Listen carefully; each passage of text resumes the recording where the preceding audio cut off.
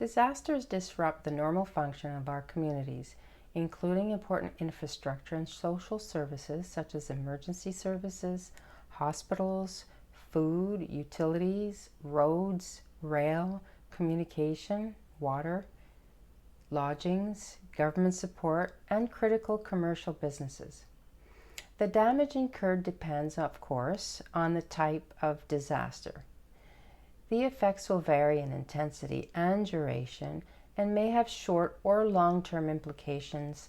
Some events will be localized, while others may be more complex, spread over a larger area, and affect a wider array of services, such in the cases would be earthquakes, floods, and wildfires. To make matters worse, most infrastructure in North America, including bridges, communication towers, and transportation facilities, was built prior to the current disaster legislation, upgraded safety codes, and advanced engineering standards, all of which are designed to improve protection of the public. In addition, many shelters and gathering places that would normally be used after disaster, such as schools, hockey arenas, and hospitals, were also built prior to these standards and therefore have the potential to sustain extensive damage during a disaster. Many public buildings are slowly undergoing upgrades to meet the current standards, but this will take time, money, and resources. Meanwhile, disasters continue to occur more quickly than the upgrades, highlighting the importance of individual preparedness and self-sufficiency to reduce the need for external assistance. It is important to understand the many ways disasters might directly or indirectly affect your family and community. The biggest effect on people are death, injury, illness, and evacuation.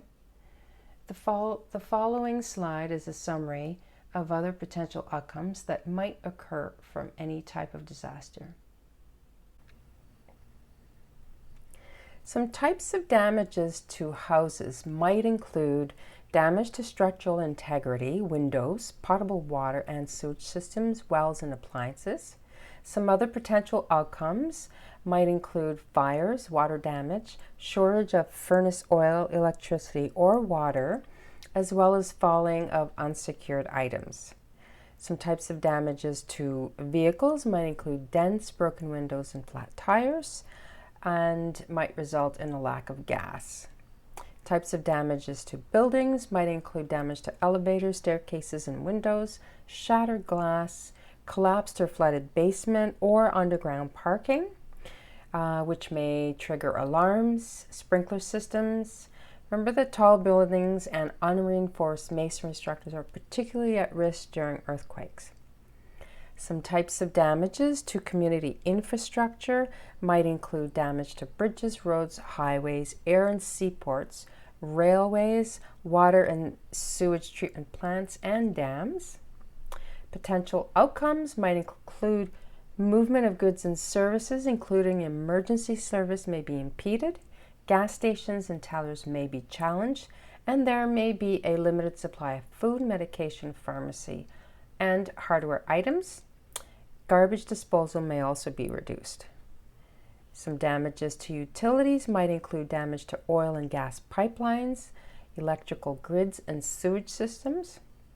Some outcomes: loss of power, potable water or sewage treatment, limited or no heat or air conditioning. Hygiene and sanitation may be challenged, as well as fridges may not work, compromising your food quality.